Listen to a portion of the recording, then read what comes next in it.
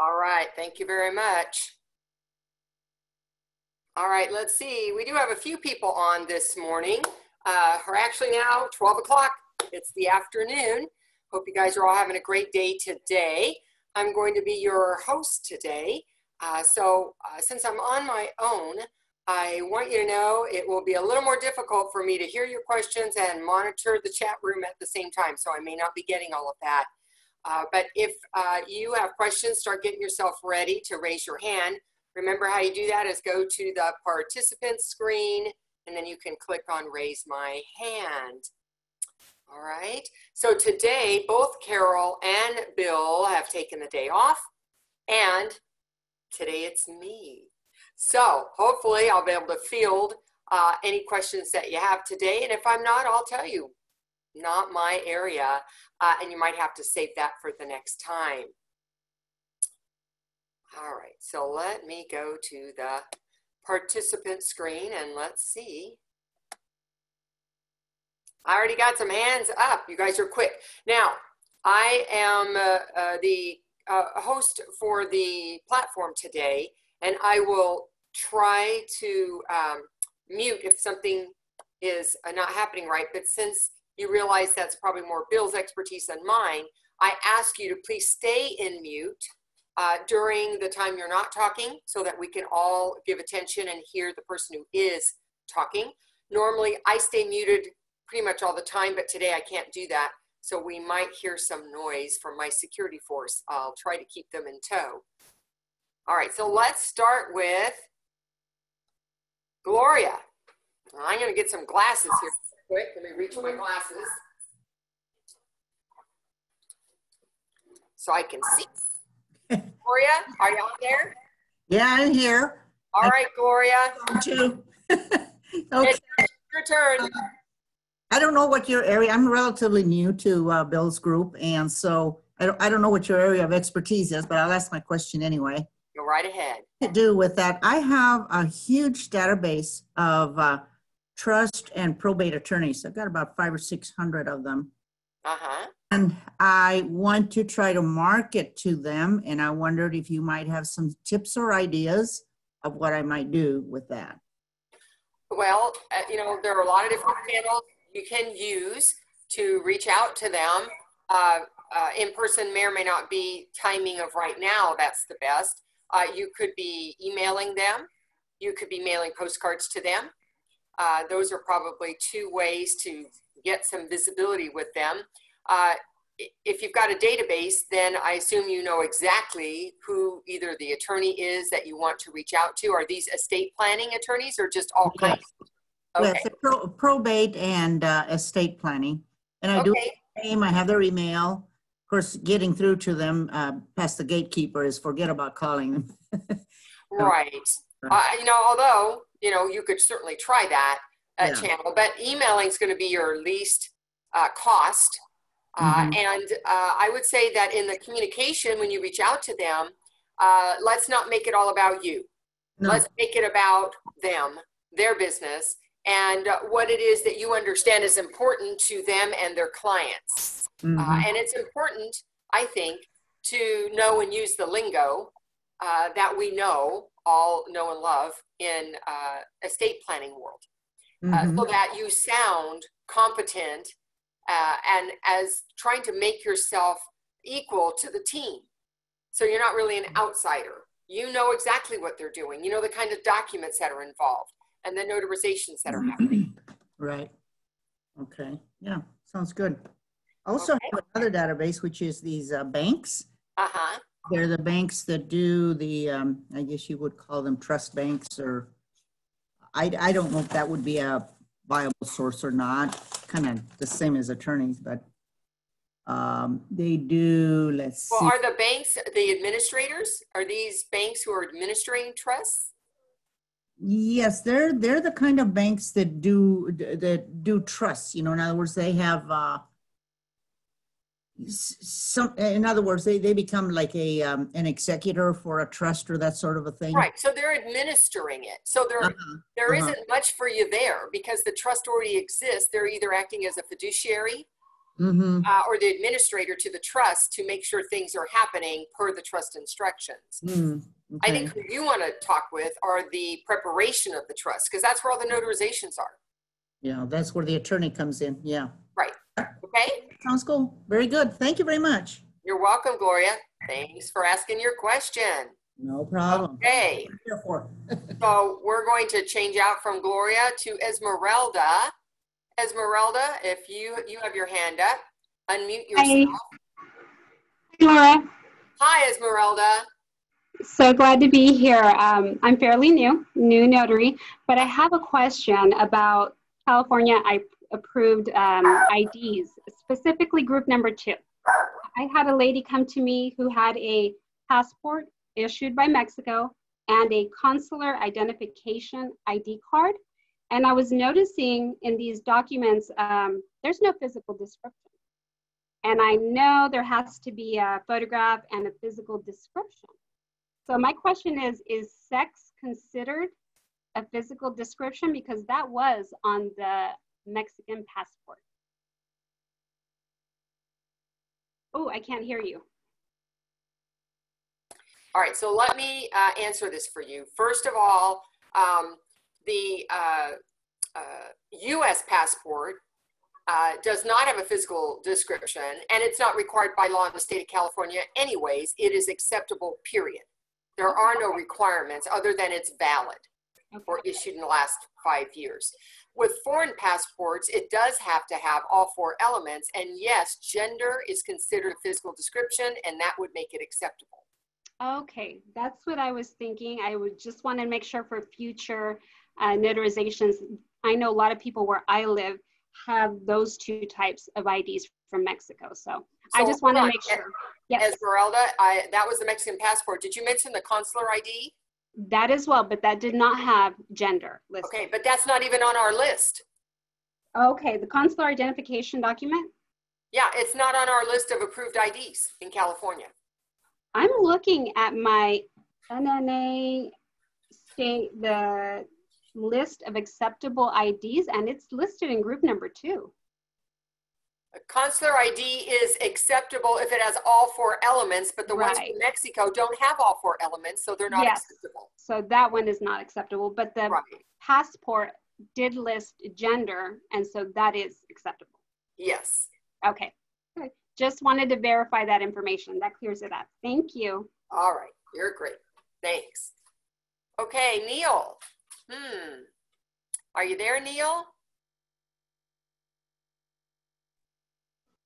Can you hear me?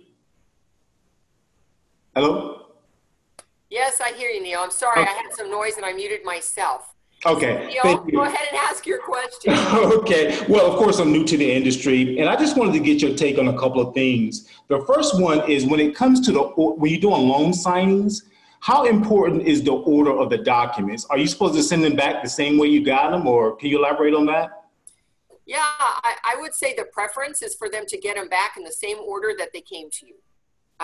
Sometimes it's kind of hard to tell what order that is if you get multiple PDFs, because you don't necessarily know which one goes in front. Although my practice is I start with the first PDF and I move from left to right until I've opened them and I put them all in that order. My goal is always to keep the documents in the order. There are some title companies that will give you instruction that says it must be in the same order. That's the stacking order. And then the rest really don't say anything. So I don't think you're going to be in too much trouble if a few documents are not in order, but that would be the goal. Okay. And just to clarify, so when you're doing a loan signing, you're getting documents signed by the borrower, and you also give them a copy of those documents, but they're not getting a copy of the signed version. They're just getting non-signed versions, correct? That is correct. That second set is an unsigned set, which is very valuable to the notary until you finally hand it over. It's valuable because you might use it to replace a document that has a mistake that cannot be fixed. It's valuable because in this time of social distancing or physical distancing, I use that to help my signer navigate without having to sit right on top of them. I can be at the other end of the table and I've got my stack in the same order as their stack. And I can say something like, in front of you is the deed, and I want you to notice this, that, the other thing. You need to initial at the bottom. When we get to page 16, that's where your signature is going to go. And then I'm going to take care of the certificate portion. Okay. Yeah. So with things like the notice of right to cancel, do you provide them with a copy of the dates and everything, just so they can remember what the dates were as far as canceling? Well, it's a 3-day right of rescission, and I look at the right to cancel to make sure the dates, if they're inserted already, are correct. And if they are correct, perfect. They can just go ahead and sign in the acknowledgement area that says, yes, I'm getting 2 of these each. If the dates are not there, then either you can provide them the dates. You're going to start with this date, 3 days later, here's that date, and they will write them in. And that's one way to do it. Another way to do it is prepare that document and you write them in if they have not been prepared. If they've been prepared and they're wrong, then the signer would strike an initial and correct. Right. Okay. Okay. Did I catch it all? Yeah. Thank you. All right. You're welcome, Neil. Nancy. Unmute. Unmute. I did it. Let me lower him. Hi, again, I'm new and mine are pretty straightforward actually. I took a live class in California 2 years ago, then went overseas, and now I'm in Florida and re-upping everything. And the one thing they stressed over and over and over again was these must be locked at all, to the stamps, everything must be locked up secure at all times, right? So I have a car that doesn't have a trunk, right? It's an SUV. So if it's in the car, is it locked? And if I live alone, do I need to lock it up inside the house like a gun cabinet? So first of all, most Secretary of States do not consider your car secure, even if you lock the doors, because people break into them and they steal notary bags. As a matter of fact, that's a common way for them to be taken. So I don't recommend that you have it just sitting in your car, even if you lock the doors. The second thing is regarding your home. Unless you're in a sterile environment and nobody ever comes into your house, ever, then your home, when it's locked, is secure. That's fine. But most of us either have family who visits us or a friend who visits us. And so then you don't want it out in the open. You want it at least in maybe a room where the door is closed and nobody knew it was But it doesn't have to be like a gun cabinet where I have a lock on it. No, but your bag, so for instance, your bag itself should be locked. Yeah. Yes. Okay, but then they could carry the whole bag away. Sure, but all the requirement, remember what the requirement is to keep the stamp that's inside your bag secure by locking the bag. Okay. Okay. Okay, and one more question. Right. I've been listening to Carol's stuff and to Bill's stuff, and I'm just getting through all of those. So at some point, Carol said something about, and hers is a little more dated. The Mac doesn't print well. I am a Mac user. Do I need to go out and buy a PC? Well, you know, I'm not a Mac user. And so I'm going to tell you that if somebody can figure that out, great. But I don't recommend using the Mac. It doesn't play well with the other accessories. So I'm not going to be able to help you on fixing anything with a Mac. I'm going to go right to you should have a PC. Do you know if a Chromebook would work? A Chromebook is a PC, isn't it? It's a PC, but it only works online. It doesn't work. It doesn't work. You're downloading things. I don't have a Chromebook, so I can't speak to that. Okay. Perhaps in the chat room, somebody who has one, they might be able to say something about that. Thank you. All right. I think I got them all. I see Karen. Hi, Laura. Hello, everyone. Oh, hey, Karen. I have a question about insurance. I'm in California. I see other states have loan signer insurance. I have the bond. I have some E&O. But what I understand is that the E&O doesn't cover anything. I mean, other mistakes that are not on a notarized part of the document. If there's, like, Bill just had somebody on whose FedEx package arrived empty. And if somebody wanted to sue you, that, yeah. So I looked into business insurance, and that didn't seem to quite cover it either. And that was about $300 a year. So if you have any suggestions. You know, there is loan signing insurance that is addressing specifically other kinds of errors that can happen in a loan signing package. Although Bill would know the name of that company, I don't know the name of it. So that's something I would recommend you email a question to Bill to ask what that company is. Personally, I have a liability policy, but it isn't loan signing specifically. And that's because I have people coming into my office. I host events where people are meeting me in a building.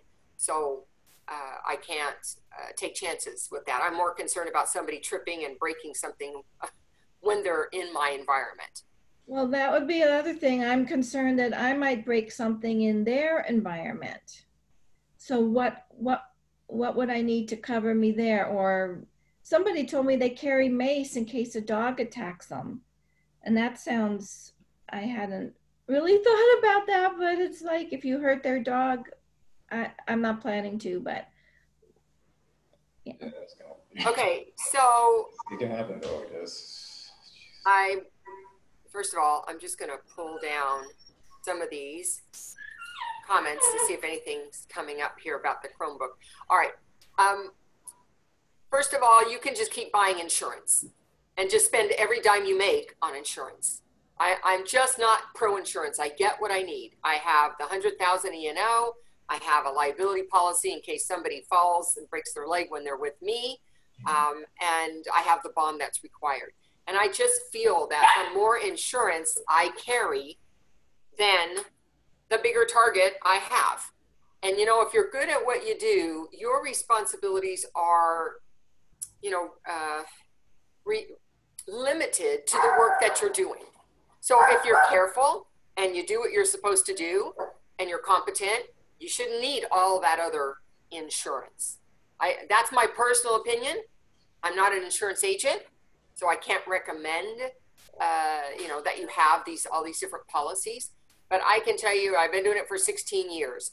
And if you stay on your path and just do what is your job to do, you're going to be fine. And I wouldn't worry about carrying every kind of insurance that's possible. Can things happen?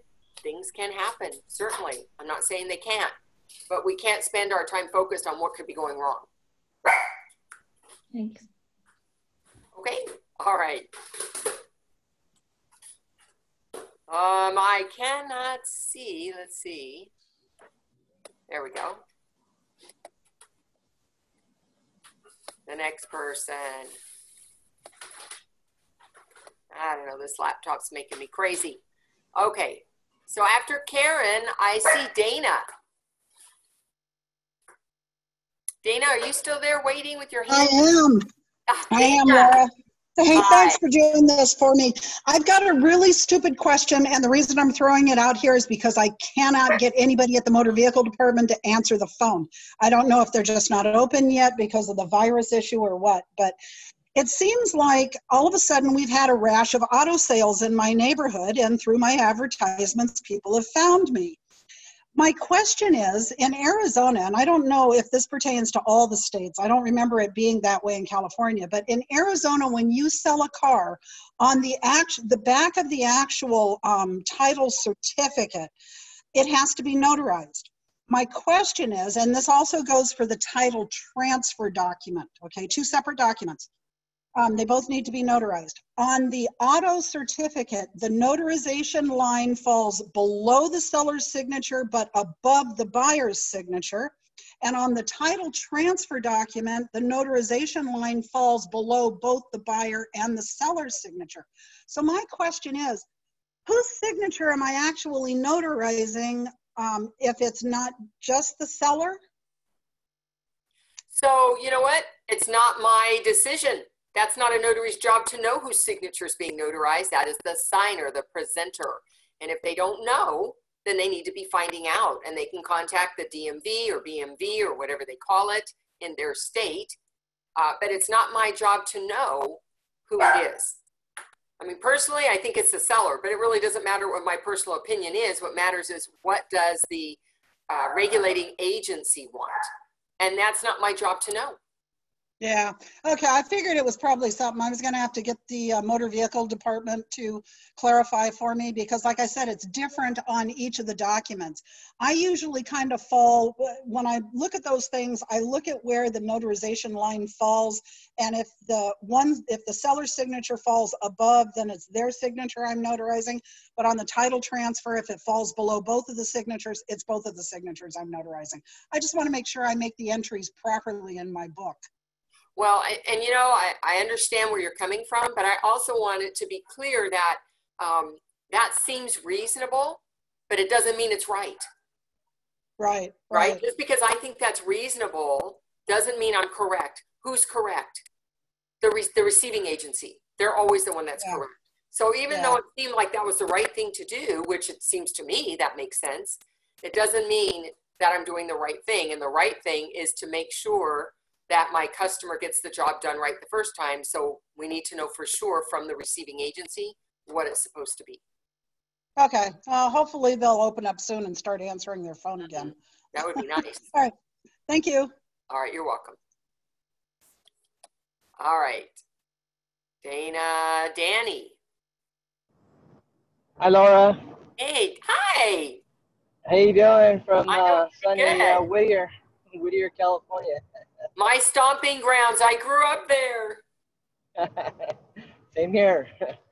I got a journal question. So I'm doing mainly loan signings, and the question is about the fees. So what do I record if it's a typical loan signing fee of, let's say, $100, $150? Sure. What do I put in on all the documents that I notarize? So, there's more than one way to skin a cat. In this case, more than one way to write fees. I'll share with you how I do it. We cannot put more than $15 in any given line entry. So I start putting 15, 15, 15 until I run out of money, right? So 6 notarizations, I'm already at 90 bucks. And then let's just say I got paid $100. Well, the next notarization's at $10. Now I've got 100. And then let's just say I had another notarization. Well, that's 0, right? So I show that I got $100 spread out over all these notarizations, right? And then if I have more money than I had notarizations, I only record the amount of the notarizations, and the rest of it, I don't record in the journal at all, because the journal is only for the notary value, the notarization charge itself. Not all the other jobs we do, such as printing and traveling and dropping off at a courier and orchestrating the signer. None of that needs to be in the journal. So, and then when the money that they pay me runs out, like you say, after 100 or 90 or whatever it is, do I just put a dash or zero? What do you Zero down. Okay. All right, and it cannot be blank. It can't be blank. 0 to 15, nothing else. Okay. You and Bill, are you gonna do an upcoming presentation on the journal? Will that cover some of these other things? June 27th, I believe, which is a Saturday morning. We're going to do a skill builder, thanks for asking, on the Notary Journal. And I will talk a little bit about journals in states that there's no requirement, it's encouraged, and what recommendations I would have for those kind of journals. And then I'll talk about states that actually specify. And then, of course, I got to talk about California. Yes, because I do have other concerns about how I'm filling out my journal, like, some of the other sections, like the date, because, of course, if I do a notarization on a loan, I got all these documents, so I put all the time down and the date in every single column, and the where the address was, and the people's names and so forth. So that's my other kind of concern. Yeah, and just as a reminder for California, everybody out there, we are not required to put the address of the signer. We are not required to put the address where we're physically at. I'm not saying it's not a good idea. I'm just saying it's not required, which means you could write it one time and then down arrow, ditto mark, use shortcuts. for the repeats on the address where I was, the address of the signer, and additional information. Got it. Okay, so save your hand. Saves a lot of time. Thank you. It does. You're welcome, Danny. Diana? Hi there. Hey, Diana. Okay. My question is also on the modern notary journals. Mm-hmm. Okay, so they have the little the boxes where you can check off, you know, if it's the deed of trust, power of attorney. So can I check off, let's say there's 5 documents I'm notarizing, all 5 in one area and then just have them sign one time? Or do I have to do one line for each document I'm notarizing? Diana, what state are you in? Texas. So every state has a different requirement, and Texas, I need to look up in my law primer for Texas specifically. Let me see if I can see that real quick. QRST, ST, Texas. Hearing. All right, so I just can see here that it's a requirement. I would have to look at your state-specific law to see what it says there. And of course, you can look it up in your own handbook as well, and it will specify which pieces of information are required by law. And if it says something like for every notarization, then that tells me that it's going to be a single line entry for every single document. Each document. Each one, and a signature for each one. If it doesn't say that, then you could check mark all 5 and have one signature, one thumbprint. Okay, perfect. But I need that detail in order to tell you that. Okay, I'll have to look that up. Thank you very much. All right, you're welcome. Jessica, I think you're next. Are you still with us?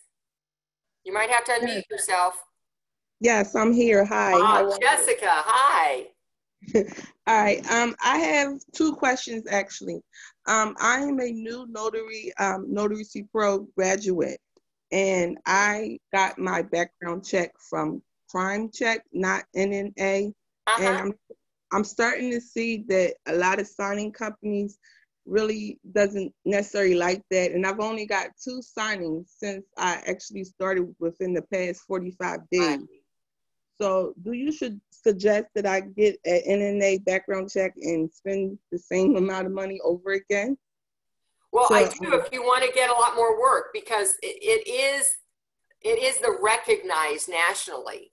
And they are running all of the different background screening checks, which is like 16 different databases. If anybody saw my recent YouTube video on that, there are 16 different databases along with your DMV record that are checked to meet the requirements of being called certified. And I don't know what databases that other company checked.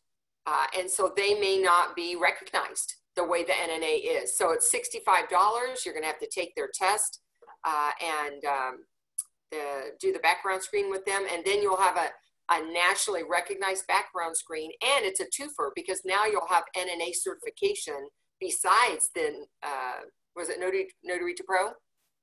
Yes. Right, besides the Notary to Pro, it's a great combination. So I highly recommend you do that. So yeah, so I'm a graduate Notary Pro, and the other background check company is on that list, and it was slightly cheaper. You know, that's what I can afford during this pandemic. You know what I mean? I'm trying to save money. So that's why, but I'm just going to have to suck it up and pay for the NNA certification. It does make a difference. Yeah, I see. I've been applying to other signing companies, and that's what everybody is asking. Even Notary to Rotary, I don't get that much views. I get all these views, but nobody is calling me. Right. Okay. My next question is, I have an ad on Yelp, and a lot of customers are asking to get deed of trust. How much should I charge for that if I don't have to print out any documents and just going directly to them? And I'm in the state of New York. So the way I price it is the fee for the notarization. What's your fee in New York? $2. Yeah, I thought it was pretty small. So you're going to be charging a convenience fee to bring the service to them. That's what you're planning to do.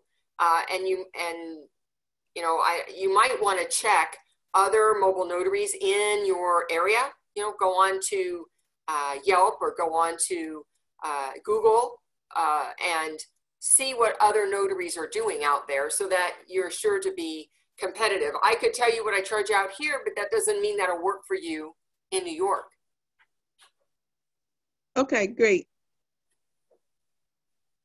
Anything else, Jessica? No, that'll be all. Thank you very much, Laura. I appreciate it. I watch every week. Okay, great. We're glad to have you. All right, how about Gabriel?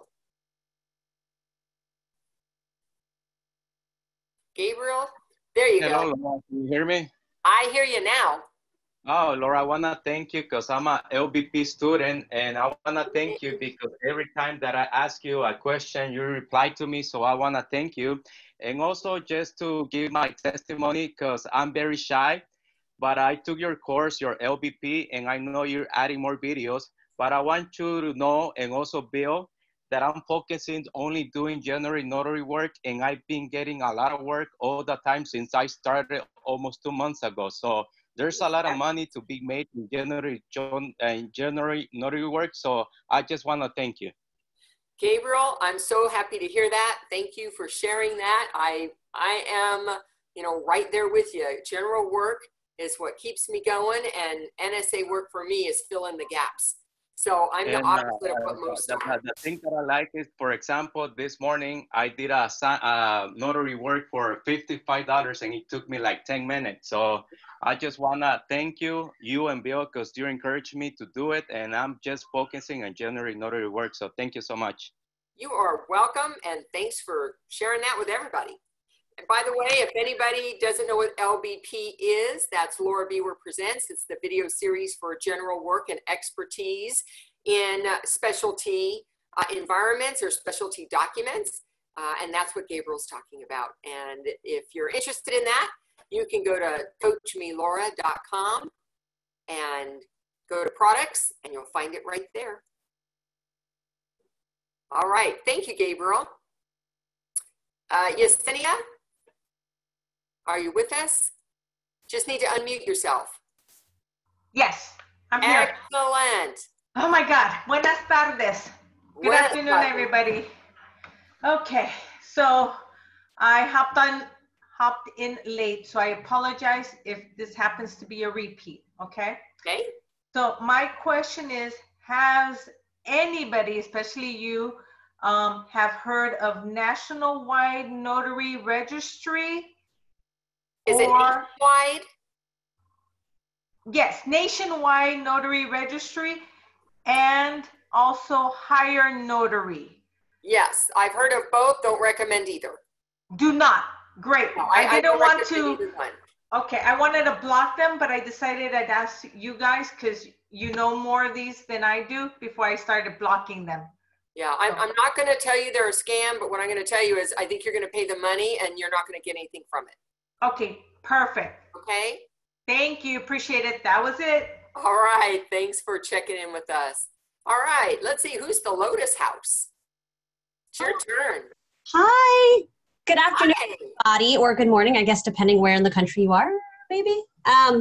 Okay, so maybe not. I have no clue. My question, Laura, is this. So I was prompted by the earlier question in regards to vehicle work because I'm getting into general work. I started out notarizing mostly for like lenders and loans and things like that. But again, as a testimony, there's definitely more consistent work in the general space. Mm-hmm. So I'm starting to pick these up. I do enjoy them.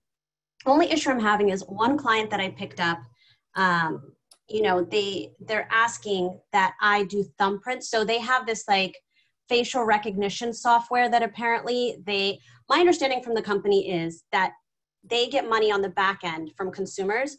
It's part of the ID checking process that they use, but it's also a revenue income stream for them. So essentially what they do is they verify the identity but they also provide information for facial recognition as well. And it's like a mutual benefit where they'll add another layer of security to check that that person is who they really say they are when you're remotely purchasing outside of like the auto dealership, right? Right. So we had an incident, and I was doing them, and I was doing the thumbprints. A few months ago, though, there was an incident. A local notary here in South Florida had taken a thumbprint and ended up being sued by the person, or like not, I should say a demand letter was sent, and they're looking to add her to the case because apparently whatever company also does this, they had a data breach issue, and that person's thumbprint might be out there now. So they're suing. So now she has to come up with money to essentially hire an attorney so that she can say not it in a lawsuit case. And I was like, that's crazy. How can she get left holding the bag for something like that? So I started looking into the legal documents, and the way that the verbiage in the documents is written, it absolves everyone. It basically leaves the notary holding the bag. So I called my client to explain this, to say, hey, I reached out to the Florida Department of State. They say they do not authorize, nor do they require us to take thumbprints with the signatures, right? So that right there, you know, if they're telling me that, you know, I felt like that should speak for itself. So the client basically told me, well, I understand that Florida may say that, but our company, that's our company policy and you need to do it. So I said, I'm so sorry, but unfortunately the state of Florida issues my commission, and ultimately they have the say so on how I conduct myself.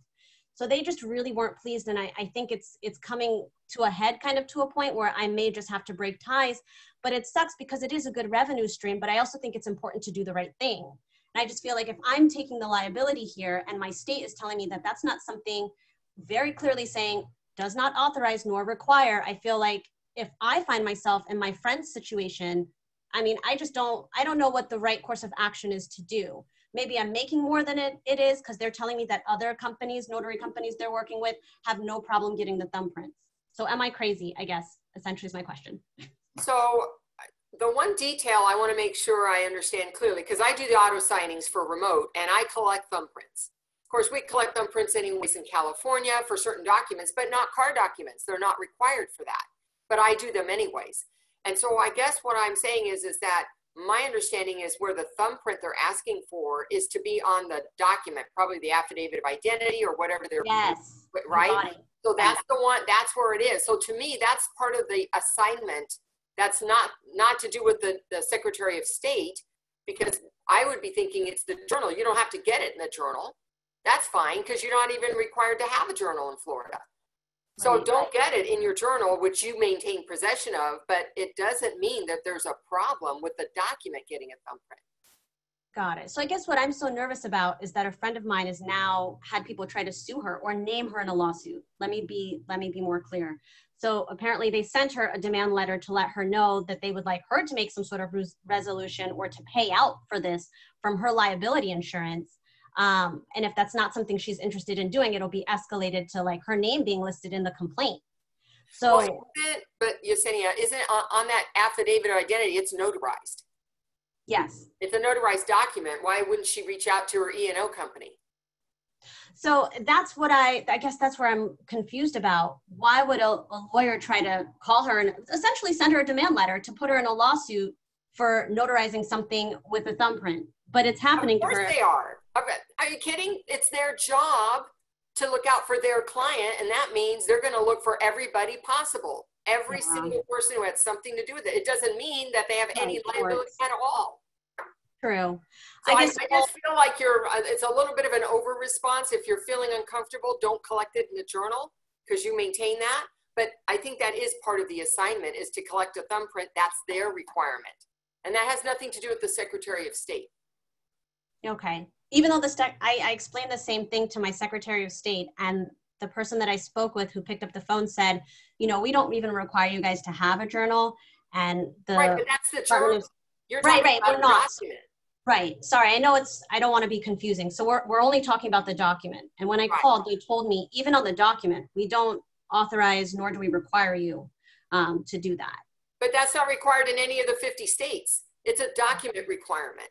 So for instance, in California, we're not required to get thumbprints on everything. We recommend it, but we don't require it. But I'm going to tell you about a document, which of course the Secretary of State does not address documents at all. They don't tell me if I need thumbprints except for the 2. Now, what I'll say is in California, if you get a firearm application, you're required to get a thumbprint. Not because the Secretary of State said so, but because the receiving agency said so.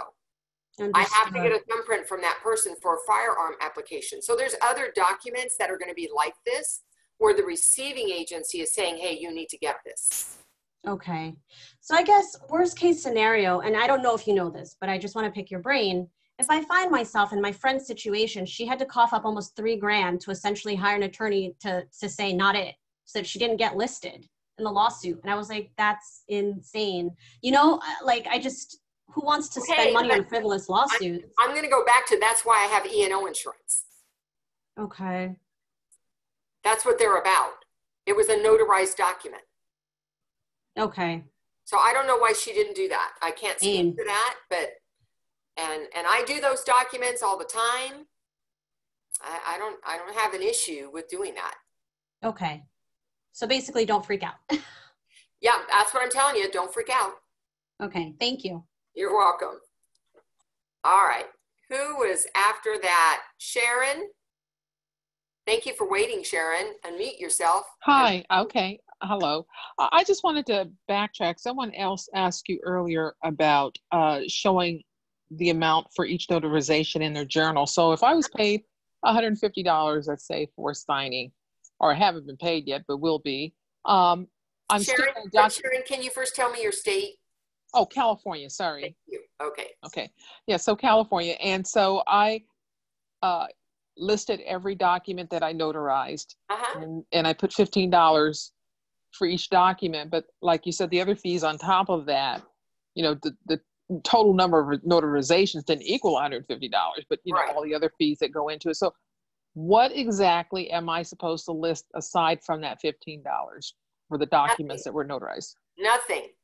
In your journal, the only thing you list that's required by law is the notarial value, which is $15. And you would do that till there's no more $15 to get, because you've used up all the money that you're going to be paid. Now, do you need to track everything? Yes, you need to do that outside of the journal and use some kind of a software bookkeeping system to track all the money, because it's all taxable income. Yeah, I use Notary Assist. There you go. For that. But okay, so I guess I still am not clear. So you said till I've used up all the money, I'm putting $15. I'm not quite clear on that. So let's just say it was $150. You're going to put 15, 15, 15, 15, 15 for every document that you notarize. And then at the end, either you're not going to have enough money because there was too many notarizations and you're going to go to 0, or you still had money left over because there weren't that many notarizations, and you're not going to address that at all in the journal. Okay. Okay. Got it. Because I don't see the journal as my bookkeeping. You know, it's a public record, so they don't need to know my money. Right. Okay. Thank you. Oh, good. Glad I could clear it up. Okay. Thank you, Sharon. What about Anna? Anna. Hello. Good morning, everyone. There you are. So the reason my question is similar in nature, in that, okay, so I log the $15 in per signature for each notarization. However, what if, now I've not had this situation, but because a lot of my signings are ones where I will be paid at a future date, what if I have a situation where I'm not paid for one? How does that get handled? Well, there's nothing to do about it because you perform the notarizations and you're going to deal with that in your bookkeeping end, not in your journal end. Okay. If you want to put in your journal in the notes section, unpaid, certainly there's nothing preventing you from doing that, but your reconciliation of when you're paid is outside of the journal. Okay. And I hope that doesn't happen very often. I've not had the situation. I was just curious. And actually the purpose of the question is, do I record the $15, or basically am I recording the dollar value in the journal at the same time I'm doing the notarization, or do I wait till I actually get paid? That was really the basis for my question. And I would tell you do it at the moment you're notarizing, because you have to complete the notarial journal entry, number one. Number two, they did pay it. Whether or not you got paid is a different story. Remember, they're going to pay it out of their escrow. When they Okay. So they're getting charged. They paid the money. Whether or not that got passed on to you is a second story. Okay. Thank you. You're welcome. All right, Mike, you're up. Great, thank you for having me. If somebody already addressed this, then feel free to tell me to watch the replay. I had a signing 2 weeks ago, and on it, it was a refi. It was a legal size document, and on the right to cancel, both of their names were at the bottom. So I just sent one page back because it had both of their signatures. Well, I got a response back that I had to have two of those copies returned. And I was just wondering, did I miss something? Was it just that weird lender? And now I'm just a little nervous, and now I'm sending back two. And I just want to make sure I'm not overreacting or if I did miss something. What loan signing agents are taught is that one that represents the signer has to be sent back for each signer. And if they're both on one, then one should be sufficient. And if they're each separate, then it'd be one of each. Now, there are going to be lenders who might say, well, I want two, I want six. But you would have to get that instruction. Otherwise, how would you know? Okay. So that was just a weird, quirky lender. Okay. That helps out. Thank you so much. You are welcome. Now, let me see if I can get the person below. I can't see your name. Anna, Mike. Stephanie. Stephanie, you are next. If you're still there, just unmute yourself. Hi, how are you? Hey, Stephanie. Great. I'm Stephanie from Florida. Okay. I am still rather new and want to say thanks and hello to everyone. I have a question in reference to the scan doc. Well, not the scan doc. What is it? The sorter. If you're working with a page sorter to separate. Page separator? Yes, ma'am. Yes, ma'am. A page separator. I actually just got my first signing. Yay! And I'm noticing I'm working with the HP 4250 LaserJet printer. But it is not set up for the page separator apparently. So just trying to figure out what would be the best thing to do for that. It is for a refi, and I'm not sure if that makes a difference, but I'm noticing that some of the documents are being cut off at the bottom, and I don't want my first signing to go way bad. Right. So first of all, it wouldn't matter what kind of package it is. The problem is getting your documents organized into all letter, all legal, which is what page separator would do. And then you would need to, put them back in order together after they're printed. That's okay. With one tray. And I'm assuming that's what you did. Instead of getting a dual tray printer, you decided to go page separator route. No, actually, I do have a dual tray. Okay.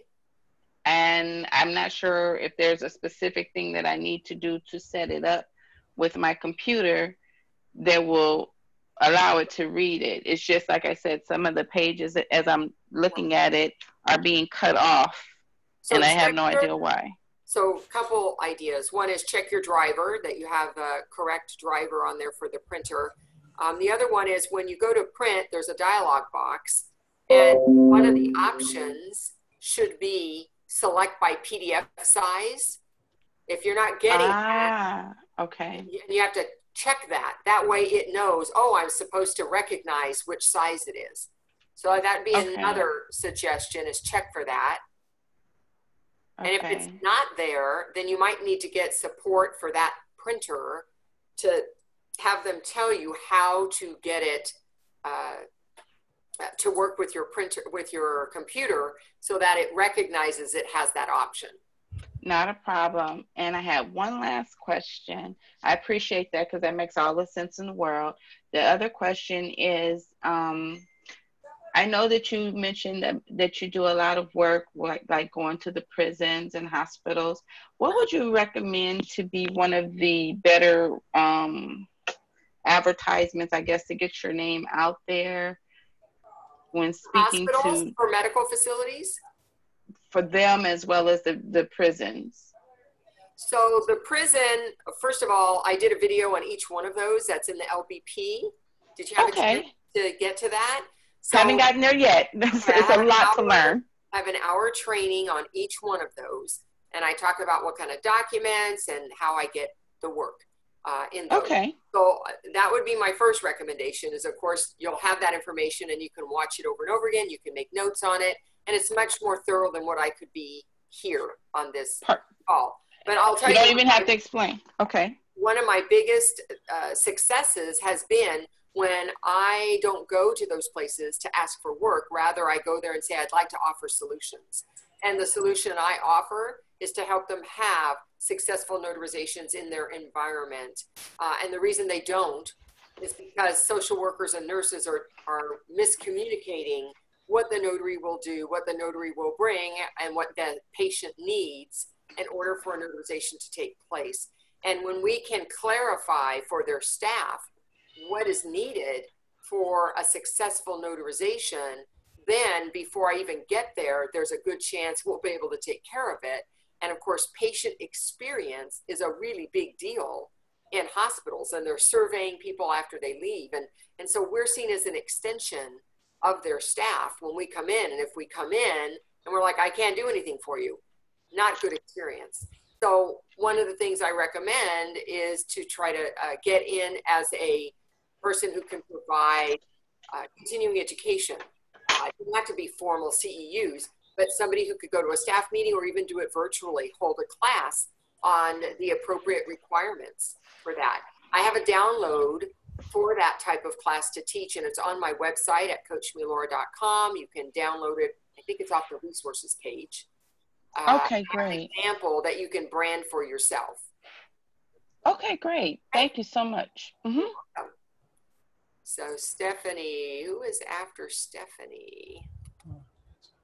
My screen moved along here. Let's see. I don't want to miss Joel. I think, gosh, Anna. Ronnie, did we talk with you? Ronnie? Hi, Laura. Hi, Laura. It's Ronnie. There you are. Okay. Okay. Yeah, no. I did have a question for a long time. I actually emailed Bill on it, but I guess we just never covered the topic of car titles on, maybe you could do a course on car titles in LVP or LBV. Or if you can just go over if we are, as a notary, responsible for researching if the car has a lien on it, and if it's really an involved thing, or where I can look to find out what car titles look like and how to notarize them. So first of all, we're not responsible. That's not our job. Our job is limited to proving it's the right guy that signed the document. That's what we're about. That's the only thing we need to be doing. And there are some states that don't require that at all, and other states do. So you would want to know what the requirements are for your own state, and you could go to what state are you, Ronnie? California. California. Yeah, go to the DMV website to see what the requirements are regarding title, automobile title and transfer. Okay. And that would be your best resource on that. But every state has a little bit different requirement. Okay, and so if we're in California and we have to notarize, we're asked to notarize a car title in Arizona, say, we just go by our California rules.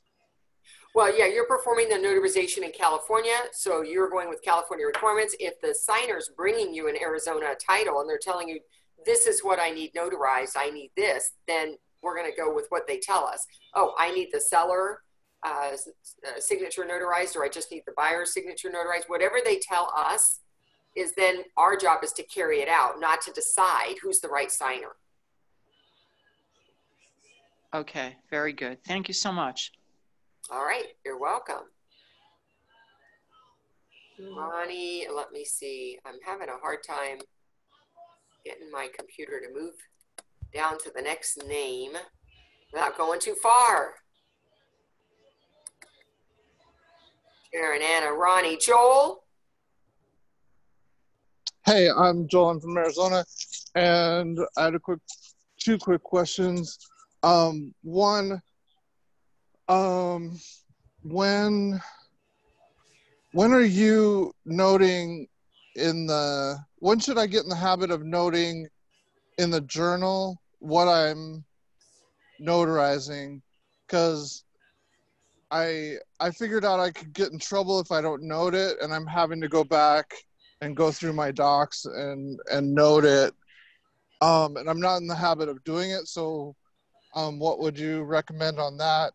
And the second question, so we could just get it out of the way, is there some kind of thing some kind of like page separator that'll go through the doc and say, hey, you have a jurat, the deed's a jurat, or the deed's an acknowledgement, just make a list for me so I could just copy? Yeah, I'm not aware of software that will read the document and tell you what kind of notary certificate is on it for you. You need to do that for yourself. I do know that you can use Adobe Pro and you can go into the document and modify, put in the information that you're going to have to fill out and then print it. I do know that, but I'm not aware of any software that will tell you what it's supposed to be. What do you mean? I could type what I need? If you have eDocs, you could actually open up the file in Adobe Pro and you could fill out the date and your name and the names of the signers if it wasn't already in there, so that you have less to fill out when you're at the table. You would just sign and stamp it at the table. Right. So that's what I'm talking about there. Now, yeah, I do that. I usually do that before, just handwrite it all in. But I was wondering when and how to get in the habit of noting in my journal. Like, it just seems so annoying. Well, two things. One is when, now, right now, this minute. That's the when. All right, because the journal is your memory. The journal is your BFF. The journal is what protects you long after the signer has left you. Number one. Number two, I believe there is a requirement in Arizona to maintain a journal. Is there not? Yeah, there is. Okay, so you need to be following the rules, which means if you're not doing it, a good reason to motivate you is to keep your commission, because if your journal is audited and the Secretary of State says, hey, you're not maintaining it how you should be, you could have your commission suspended. And if this is your livelihood, you don't want to take that chance. Right, and that's why I'm going back and filling it all out. So yeah, I know it's annoying to have to go back and fix it, but what I'm telling you is it's important, and there are a lot of important reasons. It's required. It's going to protect you. How does it protect me? It protects you if somebody says, oh, you notarized this document, but it was fraud. And you have a journal that can show whether or not you were the one that notarized that document, because you have journaled evidence of what you performed. And maybe you did perform a notarization, but maybe it wasn't that document and somebody took your seal and put it on something else. Oh, okay. Or maybe you weren't the notary at all. Or maybe they're saying, I didn't sign that, he's lying. And you can go back and have their signature and the document and the date you were with them. Who are they going to believe? Right. Okay, got it. Thank you very much. You're welcome. Thanks for calling. You know, I love to say about the journal, what would Judge Judy say? You know, I'm afraid of her. And I wouldn't want to be in her court and not have a journal to protect me. All right, let's see. Phil, did I skip you accidentally? Yeah, I've been waving. Okay, I just saw the wave. All right, Phil? I'll tell you several things important because I've been a notary a long time. And first, it's called business insurance. I'm seeing there's a printer or copier behind you. Get a fire and you don't have business insurance, kaput. You get robbed, kaput. It's not yours. It's not your personal property. It's business property. That's number one. Number two, I've had the worst experience of my life is when at 6 o'clock in the morning, I get a call. This is the LAPD. We're out in front of your house and we need to talk to you. Well, I told them, I'm a little older. You can come to my house, but I got to take my heart pills and go to the bathroom. And 4 people are standing in front of my door. Yeah. And I says, hi, how are you? Show me your ID. One holds up his badge and the other 2 show me their guns. Now, that is not a fun thing to go through. And it turned out after I asked, it was a lawyer that forged some notary things that I actually notarized, and I met the lawyer right at this man's house. And the first thing I do is whip out, we had to find the jeweler because it was like 3 years ago. Sure. And then I have to have we find it in all the boxes we have. And I got thumbprints on it. 2 things didn't need them, but it's there. Now, they say, fine, no problem. We're taking it. I go, okay, yep. No problem. They give you a receipt. And that's been 3 years. I have not seen it. I've never been looked at, called, anything. I sweat out somebody else that needs that journal, but that's not my problem. Not your problem. And that's your thing. You need business insurance. If they fall down, or I've had, when I was an insurance agent, they knocked off a vase. It was like $5,000. This lady that talked about the notary, the seal, and the fingerprint. Hey, she's got to pay $3 grand. She had insurance, not E&O, but business insurance, because business insurance, E&O is just strictly for your seal stuff. Right, and that was a notarized document she was talking about. Yeah, and that should be for you're in a business, it's tax deductible. I'm in Los Angeles. I'm sweating out people marching up and down the streets and other things. But yeah, I like your little thing here. It's about the second one I went to. The other was apostilles. And that was very interesting because I do it. I think the most important thing a notary can do, if he's in anywhere locally where there's a county clerk's office, is to take and go down there and watch what happens after an hour, whatever, you're standing there looking like an idiot. Oh, by the way, the notary made a mistake. And you got to go back. And then you hear people yelling at you. So though you're signing something, you got to be careful of what you do, because until you see the reactions, and down here in Van Nuys, I watched the sheriffs come in and haul this poor customer out the door. But it's a great service you have, and I'll try to keep seeing it. And you need insurance, and you got to be very careful, and don't put everything in your book, because one day it might come back to save your butt. And take care. Absolutely, and thanks for sharing that. The journal, I just can't overemphasize that. Guys, guess what? That was a lot of questions. You guys really nailed me. But I got to say this, it's a couple minutes after 1, so our time together is coming to an end. I thank you guys so much for joining me today. It would have been a pretty boring call if I was all alone. So thank you. Appreciate your support. And you will see us again next Tuesday. All right. Thank you all for joining me today. Bye-bye. Bye-bye.